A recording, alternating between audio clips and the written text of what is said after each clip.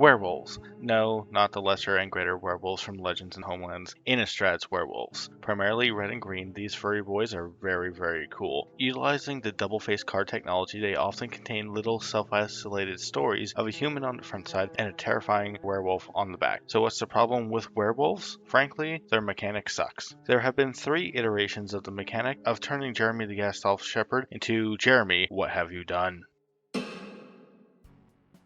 On our first trip to Innistrad, all werewolves had the following effects. The human side had, at the beginning of each upkeep, if no spells were cast last turn, transform this card, while the werewolf side had at the beginning of each upkeep, if a player cast 2 or more spells last turn, transform this card. Flavorfully, this is a really cool effect. During the daytime, people are out casting spells and your humans stay humans. However, when it's night, signified by no spells being cast, the werewolves transform and become significantly more powerful. So why is this bad? Well, if you're the furry player, you have to not cast spells, have all of your stuff flip over on the subsequent turn. Yeah, it's badass to look at an opponent and say go and watch as they realize how big your board gets, but the issue is if they have any sort of disruption, your guys can't flip over. And I'm not talking about kill spells here, bounce spells or spirits that flash in. No, cantrips ruin the werewolf mechanic. Any spell cast by any player causes your guys to remain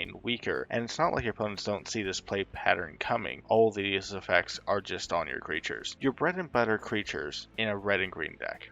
Not to mention this play pattern means that your creatures get big on the opponent's turn, which gives them time to find 2 spells to play in the same turn and flip your entire team back to the weak human side. Okay, in limited, this creates an interesting gameplay dynamic, but in every other format, relying on your opponent to run out of spells is a ludicrous thing to base such a cool tribe off of. They did print Immerwolf in the original Innistrad set, which prevents your wolves from turning back into Greg from accounting, but it's not even a legendary creature, so it can't be your commander, and a 3 mana 2/2 lord is now going to be the primary target of any of your opponent's removal spells. The worst bit is this: even if you jump through the hoops and manage to flip all of your guys, you get a small stat increase most of the time and probably a keyword or ability upgrade. It's not a significant enough upside to warrant all the hoops you have to go through to just put your guys on the better half of the card. This is just a disappointing feeling.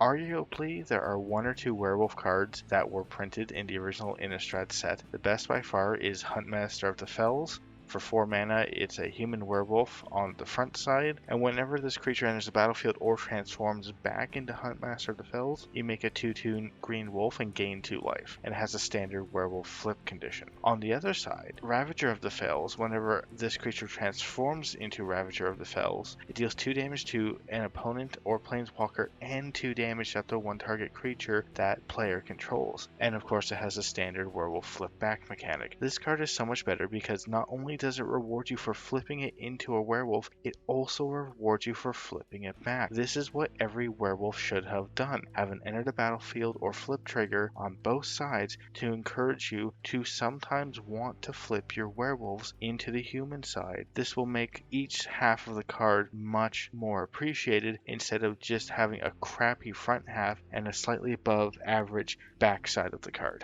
Hey guys, before we continue, I am going to ask you to like and subscribe to the channel if you haven't already done so. Our current goal is 1,000 subscribers, so if you would be able to help us out, it would be greatly appreciated. Now back to the video.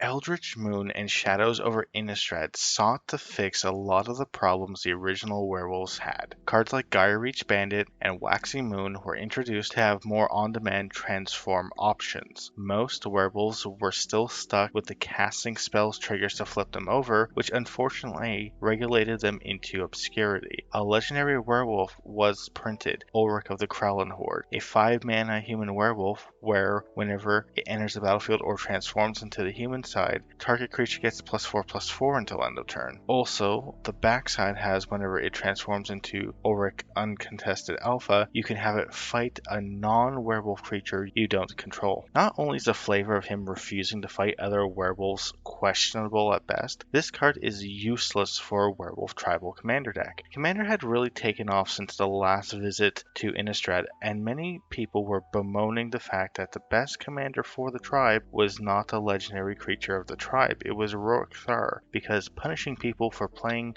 too many spells synergized very nicely with the horrible weight of their tribal transform mechanic. Though Eldritch Moon did introduce my personal favorite way to transform werewolves. Simply pay a bunch of mana. Yeah, it's boring, yeah, it's predictable, but they don't flip back. You can transform at instant speed and still work with cards like Waxing Moon to flip them into the better side faster. The alternative would be to add more incentives to flipping them back and forth, like Huntmaster of the Fells or Cult of the Waxing Moon. These werewolves serve a good early game purpose and act as a good mana sink for your traditional werewolves who will be able to flip over when you don't cast spells on your turn. Our second trip to Innistrad certainly improved werewolves, but the transform mechanic was cemented in this set. Werewolves were stuck caring about whether or not spells were cast and the quantity of spells cast in a turn. The mechanic requires many cards to be built around this theme and to make it work, while the payoffs remained rather lackluster. On our most recent trip to Innistrad, we had two sets, Midnight Hunt, the werewolf set, and Crimson Vow, a vampire wedding set. These sets brought the biggest change to werewolves thus far. The day and night werewolf transform mechanic was made into an actual named mechanic, Daybound and Nightbound. Daybound reads, if a player casts no spells during their own turn, it becomes night next turn. Night reads, if a player casts at least 2 spells during their own turn, it becomes day next turn. This small distinction powered up werewolves a fair bit. Now if we have a board full of furry friends and our opponent cantrips at the end of our turn, our good boys are still going to transform on the opponent's turn. Additionally, when it is nighttime and we cast our werewolves, they enter on their transformed side. That's right, they come in on the good side.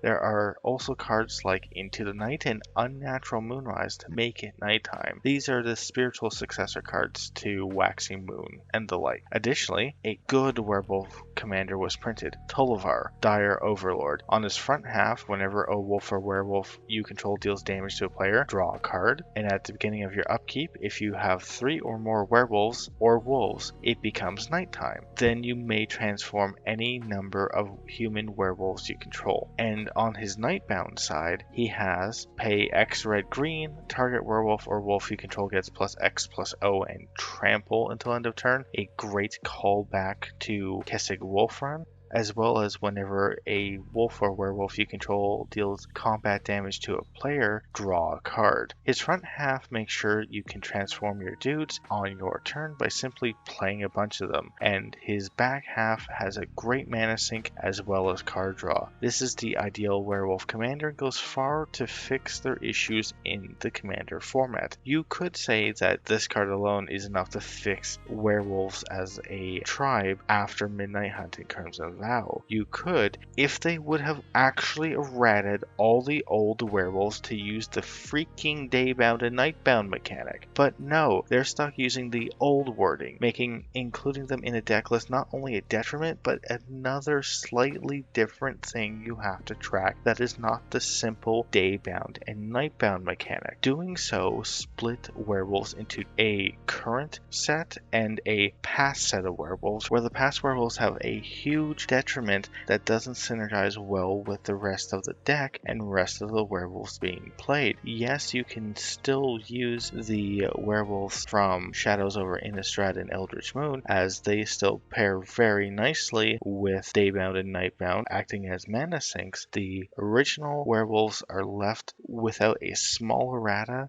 that would make them significantly more playable and significantly more powerful in formats that still want them. And the reason I bring up Commander so much is that there's no real other place to play a werewolf deck. It's not a tribe that was supported near enough to make it into Modern or Pioneer or any other Eternal form.